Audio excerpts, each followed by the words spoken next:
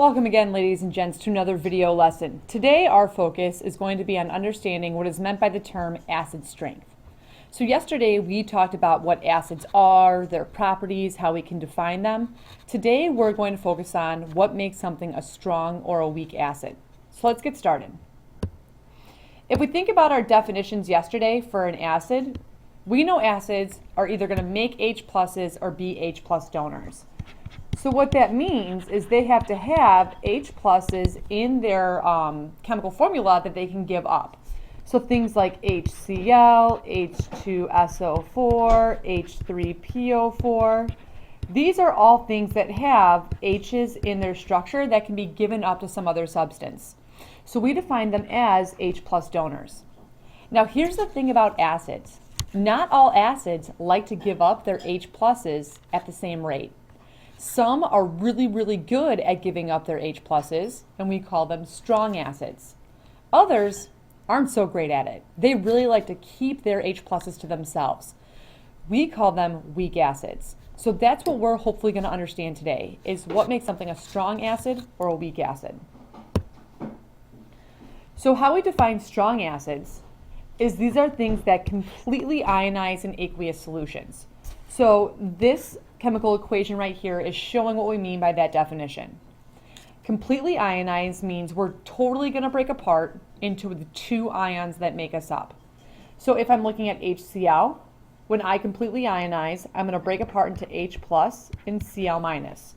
So if we were to draw a picture over here of what that would look like in solution, when something completely ionizes, it means it 100% breaks apart and stays broken apart.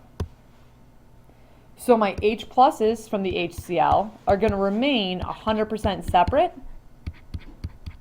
from the Cl minuses.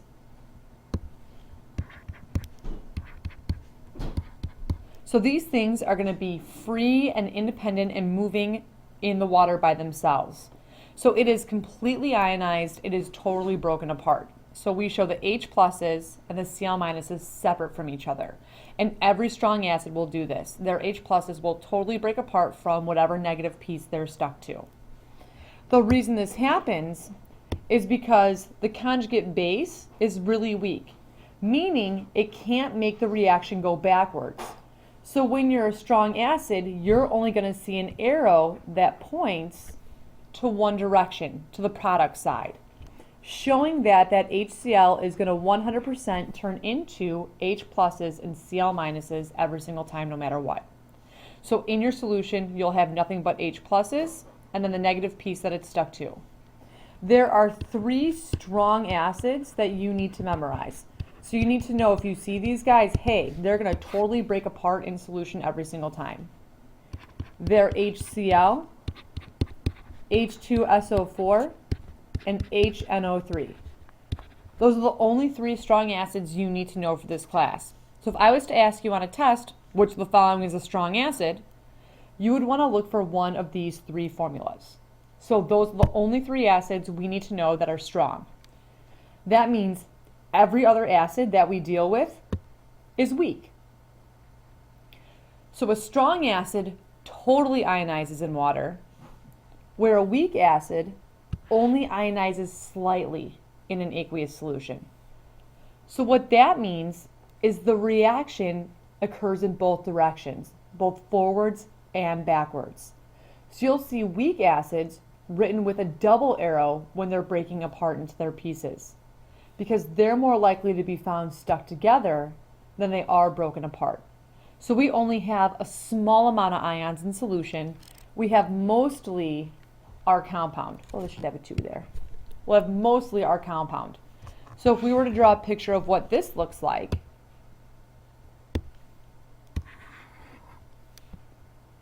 you would have some ions in the solution. So we'd have some H plus, and we'd have some of our acetate ion. But the majority of our substance would remain stuck together. So this guy wouldn't really break apart. So you'd still have a lot of those acid molecules really stuck to each other.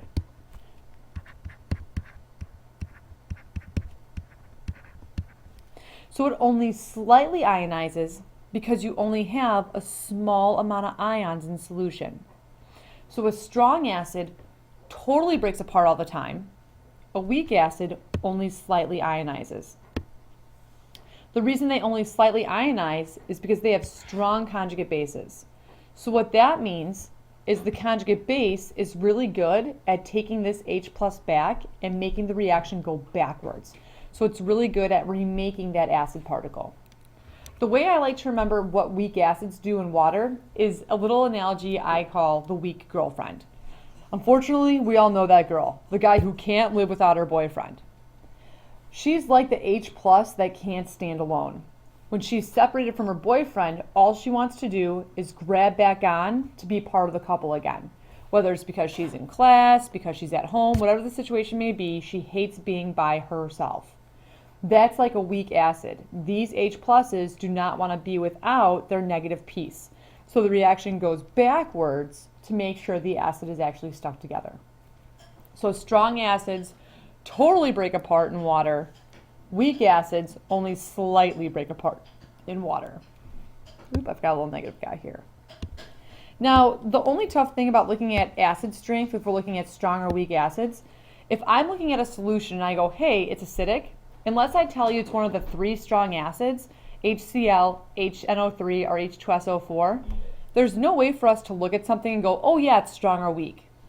But what we can do is we can check its conductivity. Remember, yesterday we learned that in order to conduct, you must have positive and negative ions present. So because strong acids are going to have a lot of ions, they're going to be really, really good conductors.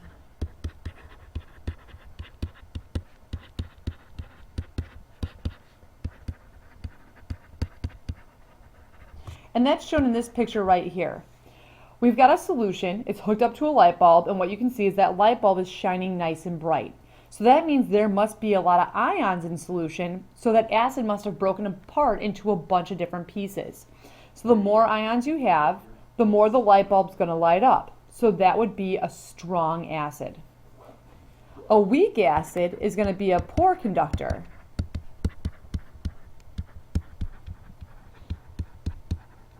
And that's like this picture right here. Because it still does make ions, the light bulb will still light up a little bit, but because it ends up with more pieces stuck together than broken apart, the light bulb's not going to light up as much when you compare it to a strong acid. So if you're trying to figure out if you have a strong acid or a weak acid, you can put a conductivity meter in and see how much it lights up. The more it lights up, the more ions you have. The more you have broken apart, the stronger your acid is. The less it lights up, the less ions you have, which means you have a weaker acid. What I'd like you and your partners to do right now is go ahead and show the sub your completed notes, and then trade that in for an activity an activity worksheet for you and your partner to complete with the rest of class time. On the bottom of the worksheet, there's a space for you to write down any questions that you have. I'll be checking those and answering any questions that are on them the next day. So please make sure if you have any questions, you write them down. Good luck, guys.